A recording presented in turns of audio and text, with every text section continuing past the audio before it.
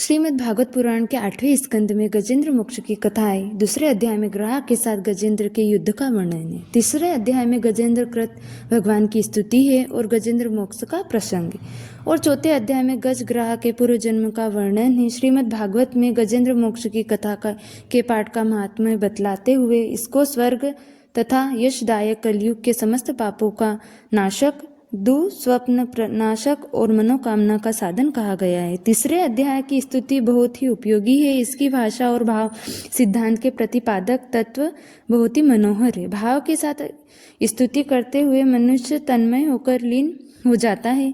गजेंद्र कृत इस स्तवन का आर्त भाव से पाठ करने पर अलौकिक और पारमार्थिक महान संकटों और विघ्नों से छुटकारा मिल जाता है। निष्काम भाव से पाठ करने पर मनुष्य अज्ञान के बंधन से छूटकर भगवान को प्राप्त हो जाता है। स्वयं भगवान का वचन है, जो ब्रह्म मुहूर्त में के समय जाकर इस स्त्रोत के द्वारा मेरी स्तुति करते हैं, उन्हें मैं मृत्यु के समय मोक्ष प्रदान करता हूँ। अंथे मति सह गति, इस वाक्य के अनुसार उसे निश्चय ही भगवान की प्राप्ति हो जाती है तथा इस प्रकार वह सदा के लिए जन्म मृत्यु के बंधन से छूट जाता है। संस्कृत न जानने वाले को इसके एक एक शब्द का पूरा भाव समझने की इच्छा रखने वाले जिज्ञासुओं के लिए इस स्तवन का हिंदी अर्थ लिख दिया गया है। आशा है कि जन साधारण इससे लाभ उठाएंगे। गजेंद्र मोक्ष। श्री सुखदेव उवाच। श्रीमद् भागवत महापुराण के अंतर्गत गजेंद्र कृत भगवान की स्तुति। श्री सुखदेव जी ने कहा, बुद्धि के द्वारा निश्चय करके तथा मन को हृदय प्रदेश में स्थिर करके वह गजराज अपने पूर्व जन्म में सीखकर कंठस्थ किए हुए सर्वश्रेष्ठ एवं बार बार दोहराने योग्य निम्नलिखित स्तोत्र। गजराज ने मन ही मन कहा, जिनके प्रवेश करने पर अथवा जिनकी चेतना को प्राप्त करने पर जड़ शरीर और मन आदि भी चेतन बन जाते अर्थात चेतन की भांति व्यवहार करने लगते। ओम शब्द के द्वारा लक्षित तथा संपूर्ण शरीरों में प्रकृति में पुरुष रूप से प्रविष्ट उन सर्वसमर्थ परमेश्वर को हम मन ही मन नमन करते हैं, जिनके आधार पर यह विश्व टिका है, जिनसे यह उत्पन्न है, जिन्होंने इसकी रचना की और जो स्वयं ही इसके रूप में प्रकट है, फिर भी जो इस दृश्य जगत से एवं उसकी कारणभूता प्रकृति से सर्वथा परे विलक्षण एवं श्रेष्ठ है, उन अपने आप पैदा हुए अर्थात स्वयंभू बने हुए भगवान की मैं शरण लेता हूँ। अपने संकल्प शक्ति के द्वारा अपने ही स्वरूप में रचे हुए और इस रहने वाले इस शास्त्र प्रसिद्ध कार्य कारण रूप जगत को जो अकुंठी दृष्टि होने के कारण साक्षी रूप से देखते रहते और उनसे लिप्त नहीं होते, वे चक्षु नेत्रों आदि प्रकाशकों के भी परम प्रकाशक प्रभु मेरी रक्षा करे। समय के प्रवाह से संपूर्ण लोकों के एवं ब्रह्मादि लोकपालों के पंचभूतों में प्रवेश कर जाने पर तथा पंचभूतों से लेकर महत्व पर्यंत संपूर्ण कारणों के उनकी परम कारण रूपा प्रकृति में ही लीन हो जाने पर उस समय दुर्गे तथा अपार अंधकार प्रकृति ही बची रही थी।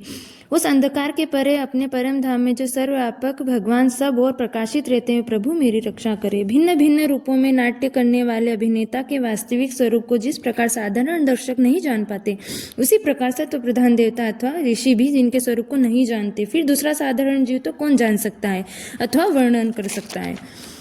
ऐसे वे दुर्गम चरित्र वाले प्रभु मेरी रक्षा करें। आसक्ति सर्वथा छूटे हुए संपूर्ण प्राणियों में आत्मबुद्धि रखने वाले सबके अकारण हेतु अतिशय साधु सभा मुनिगण, जिनके परम मंगलमय स्वरूप का साक्षात्कार करने की इच्छा से वन में रहकर अखंड ब्रह्मचर्य आदि अलौकिक व्रतों का पालन करते हैं, वे प्रभु मेरी गति है। जिनका हमारी तरह कर्म के कारणवश न तो जन्म होता और न जिनके द्वारा अहंकार द्वारा प्रेरित कर्म ही होते हैं, जिनके निर्गुण स्वरूप का न तो कोई नाम है न रूप है, फिर भी जो समयानुसार जगत की सृष्टि में प्रलय के लिए अपनी इच्छा से जन्म आदि को स्वीकार करते हैं, उन अनंत शक्ति संपन्न पर ब्रह्मा परमेश्वर को नमस्कार है। उन प्राकृत आकार रहित एवं अनेकों आकार वाले अद्भुत कर्मा भगवान को बार बार नमस्कार है। स्वयं प्रकाश एवं सबके साक्षी परमात्मा को नमस्कार है। उन प्रभु को जो मन वाणी एवं विचित्र वृत्तियों से भी सर्वथा परे, उनको बार बार नमस्कार है।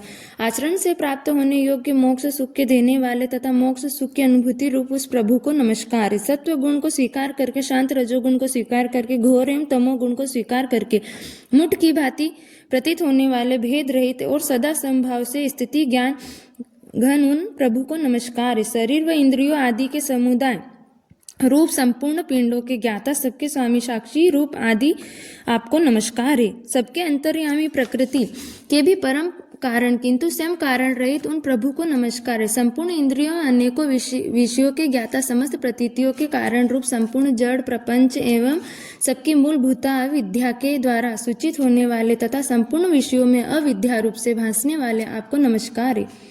सबके कारण किंतु स्वयं कारण रहित तथा कारण होने पर भी परिणाम रहित होने के कारण अन्य कारणों से विलक्षण कारण आपको बारंबार नमस्कार है। संपूर्ण वेदों एवं शास्त्रों के परम तात्पर्य मोक्ष रूप एवं श्रेष्ठ पुरुषों की परम गति भगवान को नमस्कार है। जो त्रिगुण रूप काष्ठों में छिपे हुए ज्ञानमय अग्नि है, उक्त गुणों में हलचल होने पर भी जिनके मन में सृष्टि रचने की ब्रह्मावृत्ति जागृत हो जाती है तथा आत्म तत्व की भावना के द्वारा विधि निषेध रूप शास्त्र से ऊपर उठे हुए ज्ञानी महात्माओं जो स्वयं प्रकाशित रहते हैं, उन प्रभु को मैं नमस्कार करता हूँ। मुझ जैसे शरणागत पशुतुल्य अर्थात अविद्याग्रस्त जीव की अविद्या रूप फांसी को सदा के लिए पूर्ण रूप से काट देने वाले, अत्यधिक दयालु एवं दया करने में कभी आलस्य न करने वाले नित्य मुक्त प्रभु को नमस्कार है।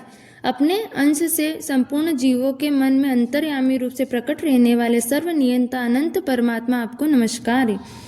शरीर, पुत्र, मित्र, घर, संपत्ति एवं कुटुंबियों में आसक्त लोगों के द्वारा कठिनता से प्राप्त होने वाले तथा मुक्त पुरुषों के द्वारा हृदय में निरंतर चिंतन किए जाने वाले ज्ञान स्वरूप सर्व समर्थ भगवान को नमस्कार है। जिन्हें धर्म, मनोवांछित भोग, धन एवं मोक्ष की कामना से भजने वाले लोग अपनी मनचाही गति पा लेते हैं, अपितु जो उन्हें अन्य प्रकार से अयाचित भोग एवं अविनाशी पार्षद शरीर भी देते हैं, वे अतिशय दयालु प्रभु मुझे इस विपत्ति से सदा के लिए उबार ले। जिनके अनन्य भक्त जो वस्तुतः एकमात्र उन भगवान की ही शरण है, जो धर्म एवं अर्थ आदि किसी भी पदार्थ को नहीं चाहते, अपितु उन्हीं के परम मंगलमय एवं अत्यंत विलक्षण चरित्रों का गान करते हुए आनंद के सागर में गोते लगाते रहते हैं, उन अविनाशी सर्वव्यापक सर्वश्रेष्ठ ब्रह्मा आदि देवों के भी नियामक अभक्तों के लिए अप्रकट होने पर भी भक्ति योग द्वारा प्राप्त करने योग्य, अत्यंत निकट होने पर भी माया के आवरण के कारण अत्यंत दूर प्रतीत होने वाले, इंद्रियों के द्वारा अगम्य तथा अत्यंत दूर विज्ञ और अंतररहित किंतु सबके आदि कारण एवं सब ओर से परिपूर्ण उन भगवान की मैं स्तुति करता हूँ। ब्रह्मादि समस्त देवता, चारों वेद तथा संपूर्ण चराचर समस्त जीव नाम और आकृति के भेद से जिनके अत्यंत शूद्र अंश के द्वारा रचे गए हैं, जिस प्रकार प्रज्वलित अग्नि से लपटे तथा सूर्य से किरणें बार बार निकलते और पुनः अपने कारण में लीन हो जाती है, उसी प्रकार बुद्धि, मन, इंद्रिया और नाना योनियों में उत्पन्न होने वाले शरीर एवं यह गुणमय प्रपंच जिन स्वयं प्रकाश परमात्मा से प्रकट होता है और पुनः उन्हीं में लीन हो जाता है, वे भगवान वास्तव में न तो देवता है, न असुर है, न मनुष्य और न तिर्यक मनुष्य, जैसे निम्न श्रेणी पशु पक्षी आदि योनि के प्राणी है, न वे ऐसे स्त्री है, न पुरुष है, न नपुंसक ही है, न वे ऐसे कोई जीव है जिनका इन तीनों ही श्रेणियों में समावेश न हो सके, न वे गुण है, न कर्म है, न कार्य और न कारण ही है। सबका निषेध हो जाने पर जो कुछ बच रहता है वही उनका स्वरूप है और वे ही सब कुछ हैं। ऐसे भगवान मेरे उद्धार के लिए आविर्भूत हो। मैं इस ग्रह के चंगुल से छूटकर जीवित रहना नहीं चाहता, क्योंकि भीतर और बाहर तथा सब ओर से अज्ञान के द्वारा ढके हुए इस हाथी के शरीर से मुझे क्या लेना देना। मैं तो आत्मा के प्रकाश को ढक देने वाले उस अज्ञान की निवृत्ति चाहता हूँ, जिसका काल क्रम से अपने आप नाश नहीं होता, अपितु भगवान की दया से अथवा ज्ञान के उदय से होता है। इस प्रकार मोक्ष का अभिलाषी में विश्व के रचयिता स्वयं विश्व के रूप में प्रकट तथा विश्व से सर्वथा परे विश्व को खिलौना बनाकर खेलने वाले, विश्व में आत्मा रूप से व्याप्त अजन्मा सर्वव्यापक एवं प्राप्त होने योग्य वस्तुओं में सर्वश्रेष्ठ श्री भगवान को प्रणाम करता हूँ तथा उनकी शरण में हूँ।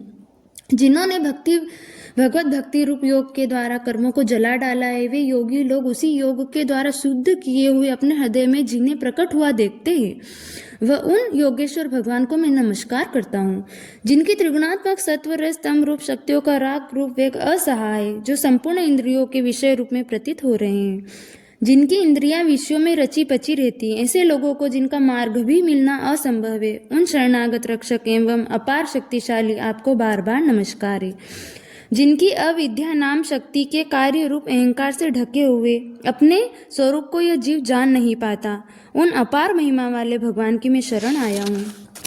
श्री सुखदेव जी ने कहा, जिसने पूर्वोक्त प्रकार से भगवान के भेद रहित निराकार स्वरूप का वर्णन किया था, उस गजराज के समीप जब ब्रह्मा आदि कोई भी देवता नहीं आए जो भिन्न भिन्न प्रकार के विशिष्ट विग्रहों को ही अपना स्वरूप मानते हैं, तब साक्षात श्री हरि जो सबके आत्मा होने के कारण सर्वदेव स्वरूप वहां प्रकट हो गए।